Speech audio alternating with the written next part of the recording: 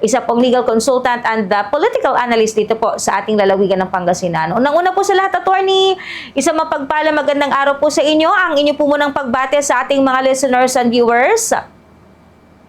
Magandang umaga, bumabagyo, kaya dyan lamang po kayo sa inyong mga tahanan, mga sasakyan at mga kwarto. Ilabas nyo na yung mga kape ninyo at tayo mag-discussion lang dito for the past 3 days nung impeachment trial. No? So pagbati natin sa lahat ng mga nakikinig sa 43 municipalities and 4 cities na yata ang Pangasinan at sa mga listeners din natin sa Facebook Live. Ay, marami tayong mga umaantabay ngayon, Rajat, sa Facebook, attorney, kasi wala pong pasok and umaantabay din sila sa lagay ng panahon dahil hindi na tumigil. 4 na araw na po na walang pasok dito po sa ating lalawigan ng Pangasinan at syempre even here in Dagupan City. Attorney, sa loob po ng 3 araw, 5th week ng impeachment trial po ni VP Sara Duterte, unahin po natin yung assessment po ninyo dito po sa pagpresenta. Actually, ang sumalang lamang po no mula nung Lunes hanggang kahapon, ito pong si Attorney Roderick Wamil, Attorney Francis. Napakahusay ng presentasyon sa kanyang testimonya na establish na bilang siya ay parte ng audit or nung pag-iimbestiga, nung pag-account nung confidential funds, na ilatag ng maayos yung mga basehan, mga legal basis, mga factual na findings na material po sa kanilang conclusion. At na-establish din po talaga na meron pong mga governing na regulations or guidelines po ang Commission on Audit patungkol po sa paggamit o paggastos po ng confidential funds. Dalawang bagay na ipunto po ng maayos na yung mga pangalan po ay mukhang hindi po patungkol sa mga existing or mga totoong tao, kundi may perspektibo na naipunto dito yung prosecution na hindi po tunay na mga individuals po yung mga yon. And pangalawang punto, mas napalitaw ng prosecution team yung kanilang argumento na may hindi responsableng paggamit dito ng confidential funds. But again, wala pa po tayong hinuhusgahan. Maganda lang talaga yung na-project doon sa series of pag-present at pagtatanong po sa ating witness. Attorney, kayo po sa loob ng 3 araw na yan, doon po sa mga naging payag itong si Attorney Roderick Wamil, ano po yung pinaka masasabi po ninyong maaring makatulong po talaga no para mapatunayan na meron nga pong mga paglabag ang ating Vice President when it comes po sa paggamit po ng confidential funds? Kasi nabanggit ni Attorney Wamil na sa loob ng ilang taon po niyang panunungkulan bilang State Auditor po ng COA, under lamang po ni VP Sara Duterte yung meron pong confidential fund at tanggapan po ng OVP, 3 yung nabanggit po niyang administrasyon na cover nung kanyang pananatili bilang State Auditor under the administration po ni Vice President, dating Vice President Jomar Binay and dating Vice President Leni Robredo, and of course sa panunungkulan po ni VP Sara Duterte, attorney. Gusto ko yung approach na nagkaroon ng comparison dahil klaro nga naman na yung mga dati pong vice presidents hindi po na-link sa mga ganitong issue, okay? At mukhang talagang in a way, ito yung unang pagkakataon na na-highlight ang pangalawang Pangulo dahil hindi naman po siya kasama sa mga intelligence na activities or tasks ng ating pamahalaan, ngunit siya po ay nag-request or nabigyan ng confidential funds at hindi lang po milyon ang pinag-uusapan natin dito, no, billions. Malaking tulong po yung comparison dahil yung mga previous po na pangalawang Pangulo ay talagang tinutukan lamang po nila yung portfolio po na naka-assign sa kanila in their concurrent capacity. Si VP Binay dating, I believe, kung tama yung pagkakaalala ko, nasa Pag-ibig Fund or nasa ganong portfolio siya dati. Nabigyan din ng cabinet position dati si VP Leni bago siya tinanggal sa gabinete. Pero still, hindi sila nasangkot or walang ganitong alinasngas or ingay or findings when it comes to confidential funds. Kaya talagang malayo yung sitwasyon ngayon ng or nung netong kinalalagyan ngayon ni VP Sara kasi confidential funds po ito na ideally hindi sana ina-allocate sa tanggapan ng pangalawang pangulo dahil hindi naman po sila actively participating sa mga intelligence. Ito yung mga tawag dito, mga highly classified na projects or implementation ng gobyerno natin. Kaya malaking na i-front talaga nila na napakalaki nung evidence na issue ng Commission on Audit dahil sila ang may constitutional na kapangyarihan na mag-audit at sumuri ng paggasta ng bawat opisina ng gobyerno.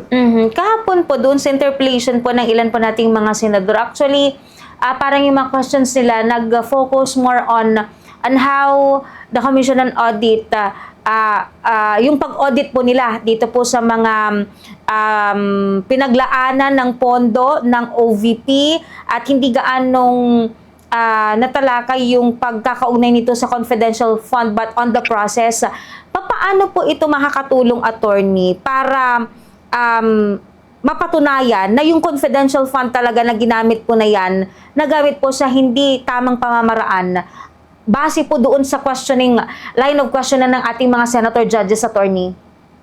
To be fair din, ninais din ng mga senator judges natin na malaman yung standards, yung manner kung paano ba sinasagawa ang audit dahil yung guidelines po mismo, yung implementation po nun ay talagang dapat nakaayon po doon sa proseso at sa pag-characterize kung ito ba ay magpo-fall as confidential or hindi. Maaari po kasing magamit sa kanilang pagdedesisyon yung correctness or yung pagtupad nila mismo doon sa guidelines. Kaya kung mapapansin ninyo, valid din naman po talaga na itanong kung paano, ano ang hangganan ng pag-audit ng Commission on Audit sa confidential funds dahil may latest po sila na memorandum or guidelines na napansin nga po ni Attorney Kapunan na iba or luma po yung 1990s na sinasite po ni Attorney Poa. So that's a good score.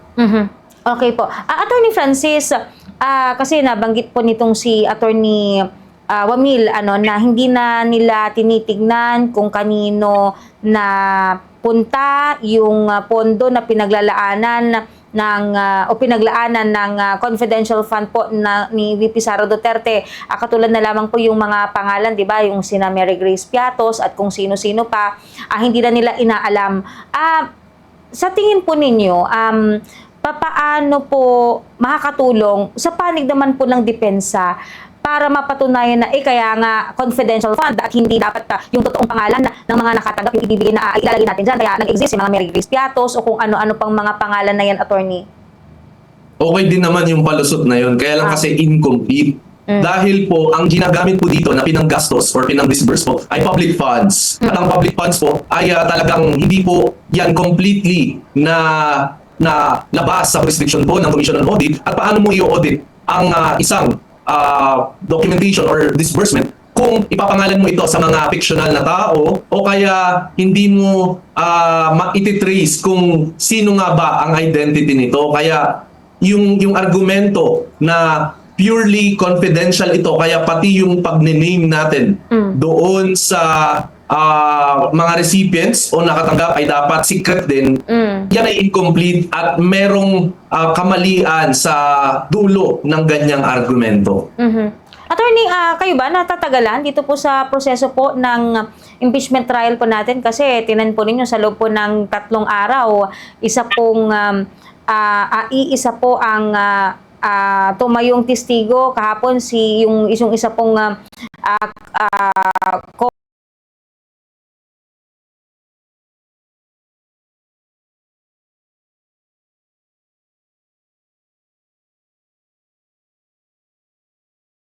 auditor din po na si Miss Aileen, natanong siya pero counting time na lang po yung nailaan po sa kanya.